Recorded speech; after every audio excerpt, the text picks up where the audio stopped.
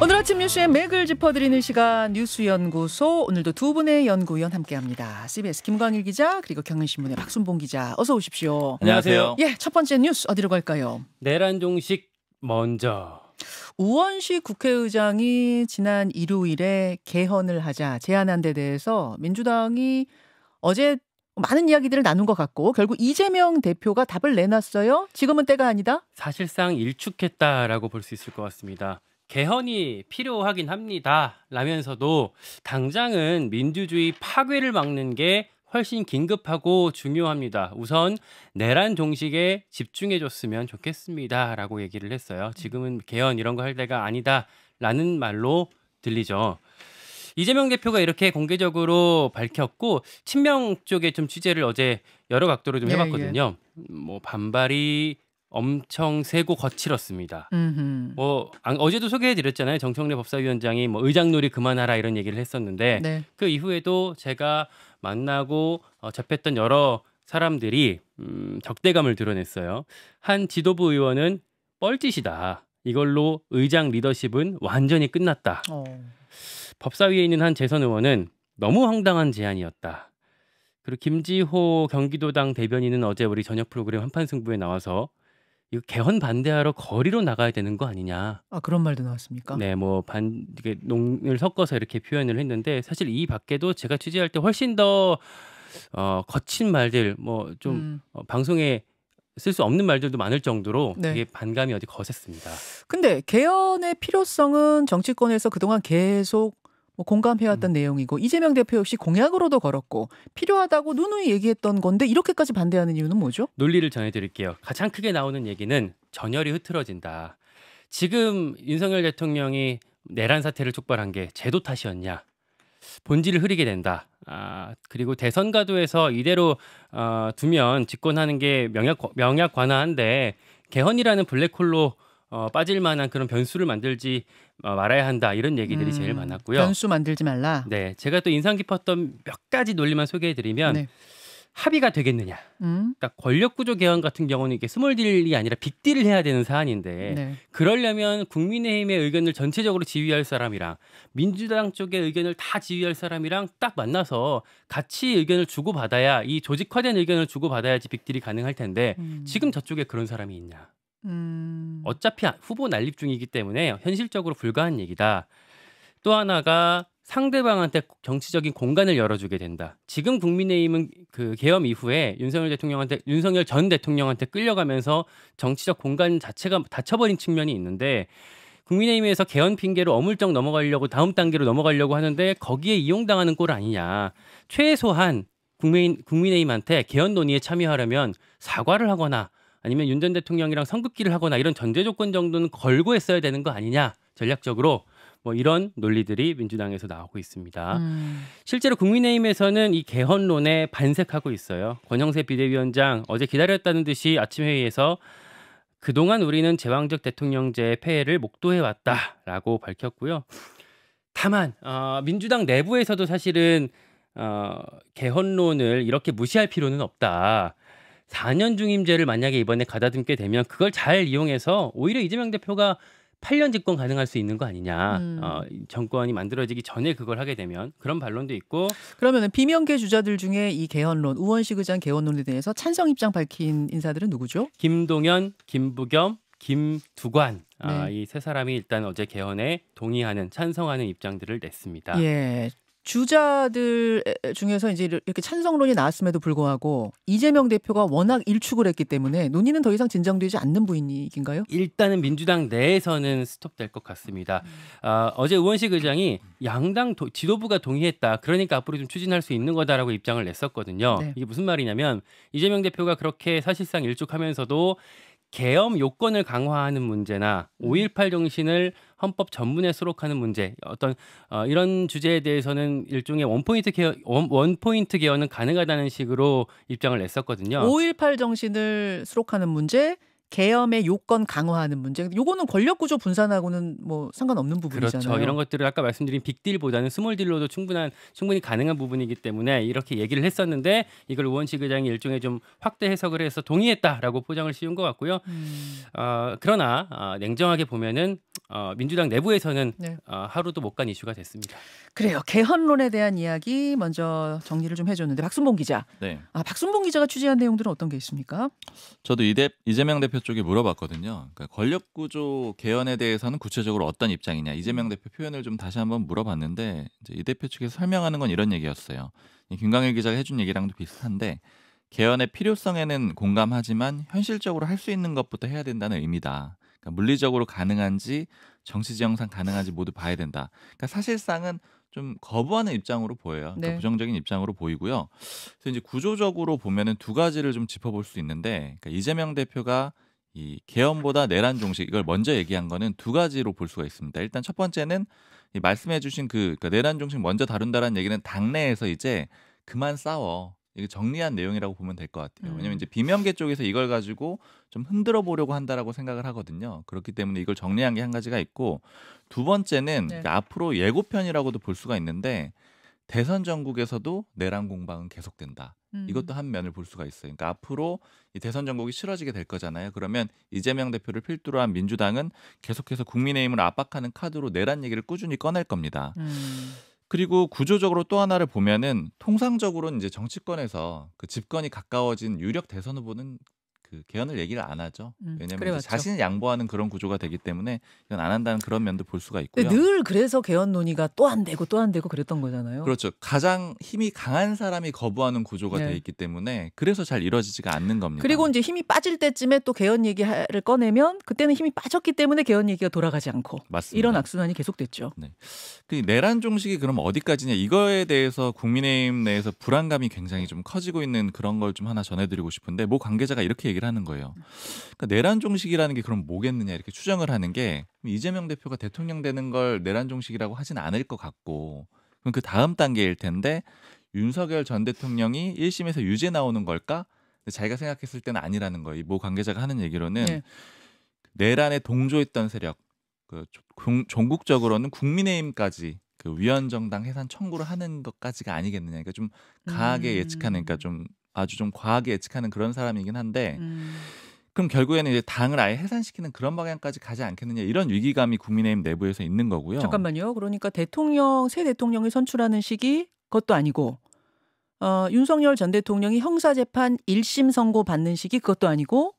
국민의힘이 해산되는 것 정도를 내란 종식으로 민주당은 잡고 있는 것 아니겠느냐라는 게 이제 국민의힘 인사의 맞습니다. 이제 그렇게 불안하게 생각하는 사람은 결국 그래서 하고자 하는 얘기는 뭐냐면은 국민의힘이 빨리 윤석열 전 대통령이랑 손절하고 아주 극단적인 수를 써야 된다라는 거예요. 그러니까 왜냐하면 지금은 예전에도 이런 표현을 해준 적이 있었는데 생존 투쟁을 해야 될 때다. 왜냐면 국민의힘 자체가 지금 위기에 처한 상황이다. 이런 인식들이 일부 있고 그런데 그럼 실제 국민의힘은 어떻게 움직이느냐. 그러니까 태세 전환을 하긴 하고 있죠. 태세 전환 속도는 생각보단 빠릅니다. 왜냐하면 예전에 뭐 일주일 정도 상을 치른다 이런 얘기는 제가 복수의 지도부 관계자한테 들었던 얘기인데 그 얘기는 쏙 들어갔어요. 그렇죠. 그랬던 이유는 사실은 첫 번째는 헌재 선고의 뭐 압도적인 압도성이라고 할까요? 그러니까 뭐 8대 0으로 나오기도 했었고 제가 좀 인상적이었던 게 지난주 금요일에 뭐 정치권 인사 결혼식이 있어서 갔는데 우연히 민주당 사람, 국민의힘 사람 같이 앉았거든요. 근데 이제 공통적으로 하는 얘기가 결정문 내용을 반박을 못 하겠다라는 거예요. 그러니까 민주당 쪽에서도 야당 비판한 내용이 있었잖아요. 헌재 결정문 보면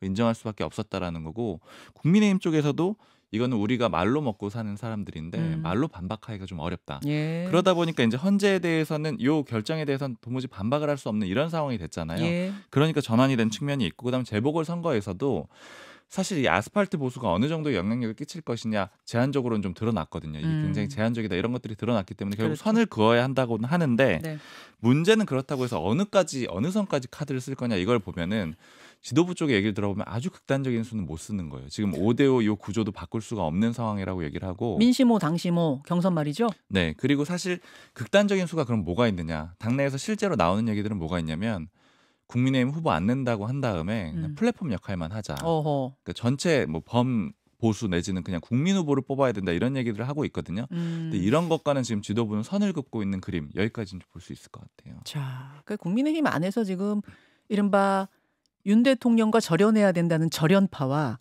아니다 포용하고 같이 가야 된다라는 포용파가 맞서는 분위기인데 잠시 후에 국민의힘 주자들 가운데 처음으로 대선 출마를 공식 선언하는 분 안철수 의원 인터뷰가 준비되어 있습니다. 오늘 인터뷰 저희랑 하고 나서 3시간 뒤에 공식 출마 선언하거든요. 안철수 의원은 어떤 생각을 가지고 있는지 직접 들어보도록 하죠. 그건 그렇고 김관일 기자. 네. 그 윤 전 대통령 부부의 검찰 소환 일정이 잡혔습니까? 그러니까 검찰이 김건희 씨 측에다가 소환 조사를 타진했던 게 이미 지난 2월 말이라고 해요. 예. 이게 지금 뒤늦게 드러난 건데 그때가 언제냐?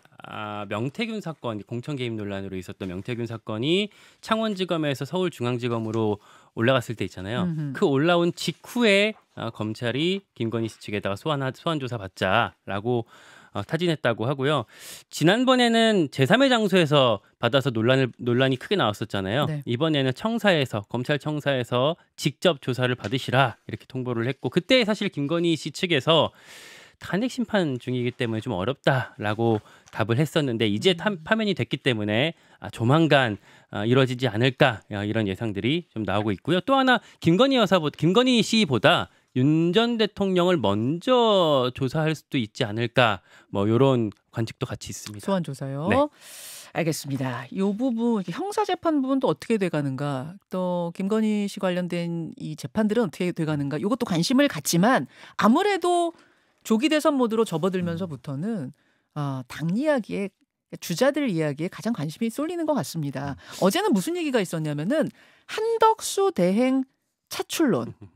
지도부가 한덕수 대행의 출마를 설득하고 있다라는 이야기가 파다했는데요. 이 부분 확인 좀 해보셨어요? 그러니까 물밑에 사실 많이 나왔던 얘기들이었고, 어제 이 뉴스가 추가로 됐던 거는 윤상현 의원이 어제 기자들 앞에서 브리핑하면서 이 한덕수 이름을 언급하면서 나름 이제 표면화가 됐기 때문에 한덕수 차출론이 좀 공개적으로 좀 튀어나왔다, 이렇게 말씀을 드릴 수가 있을 것 같습니다. 왜냐하면 한덕수 총리 같은 경우에는 뭐 이런 점이에요. 50년 동안 관료 생활을 했기 때문에 저 민주당은 이재명 대표는 가벼워 보이는데 우리는 훨씬 더 무거운 사람으로 내보내서 구도가 좀 서지 않겠느냐, 이런 얘기들을 하는 사람들이 있어 왔습니다. 그런 차원에서 나왔던 얘기고. 예. 이제 출마 선언이 이제 초읽기예요. 네. 네.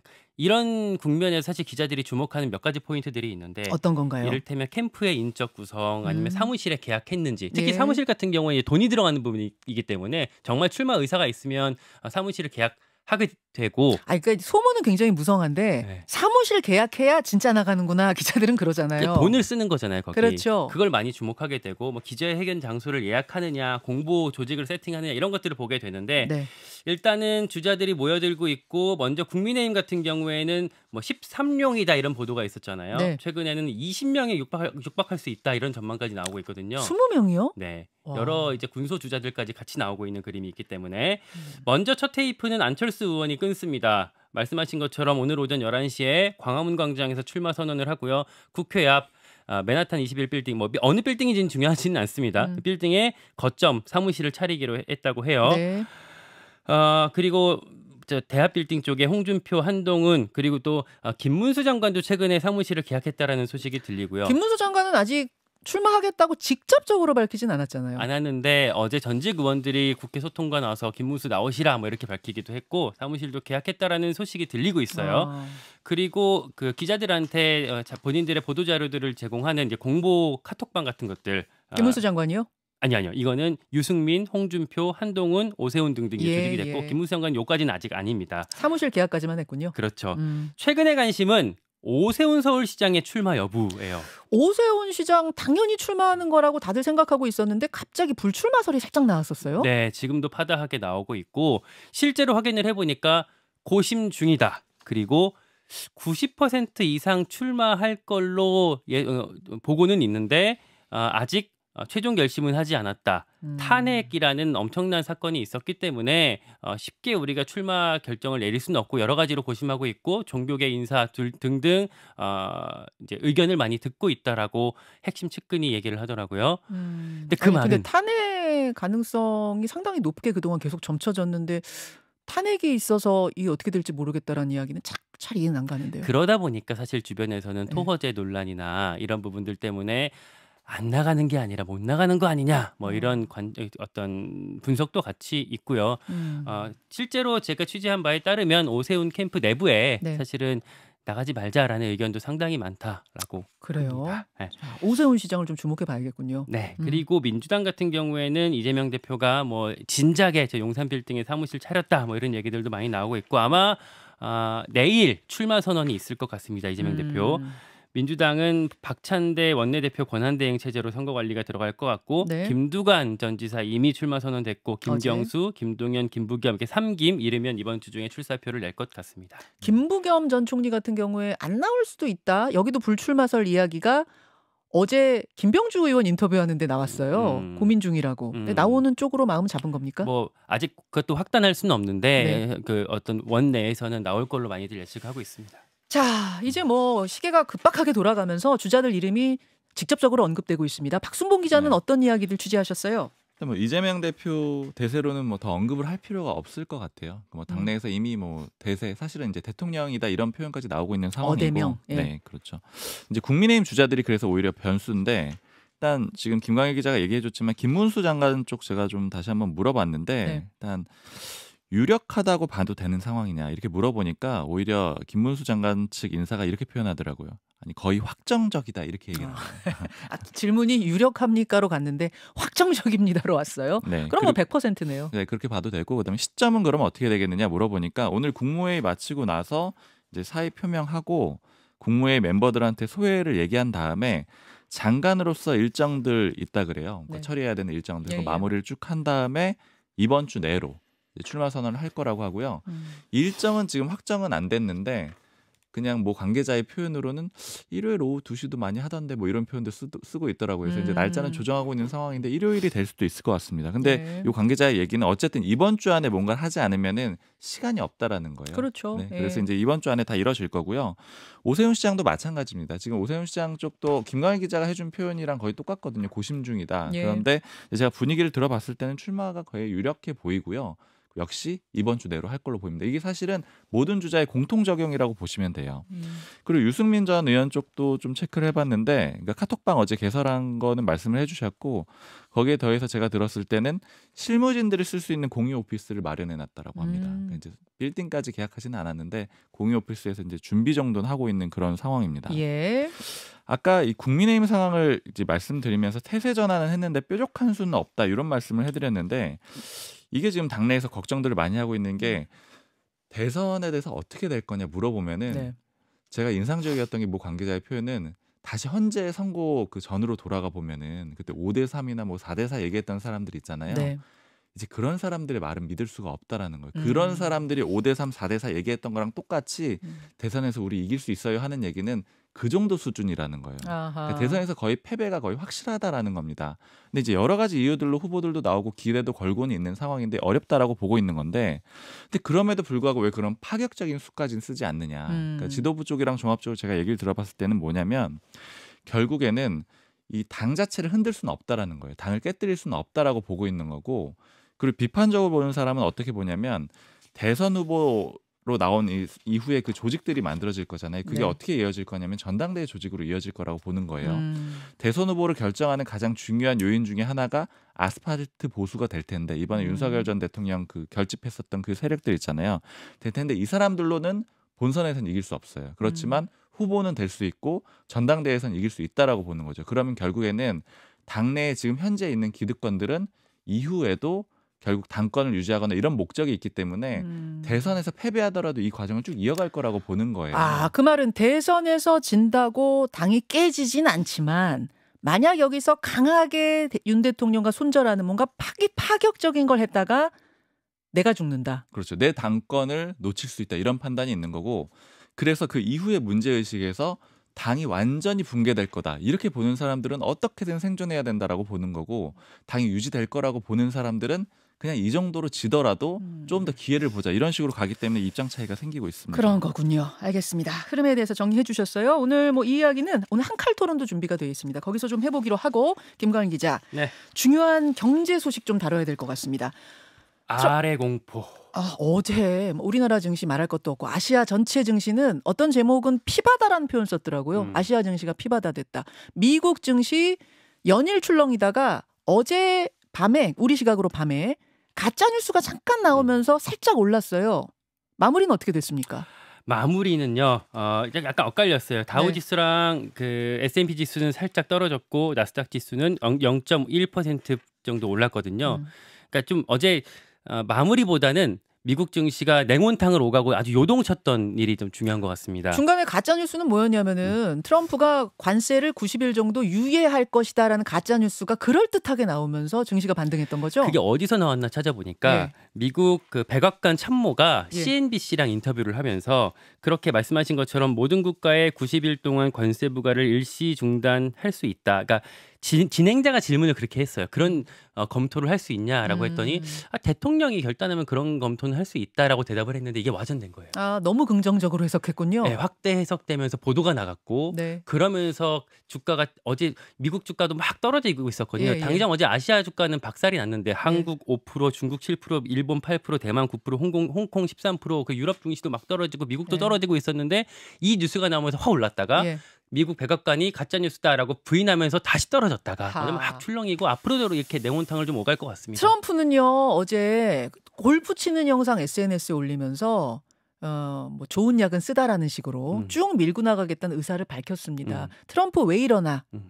자기네들 증시도 박살나고 있는데 왜 이러나? 오늘 2부에 요 문제 짚어보죠. 수고하셨습니다. 고맙습니다. 김현정의 뉴스쇼는 시청자 여러분의 참여를 기다립니다. 구독과 좋아요, 댓글 잊지 않으셨죠? 알림 설정을 해두시면 평일 아침 7시 10분 실시간 라이브도 참여하실 수 있습니다.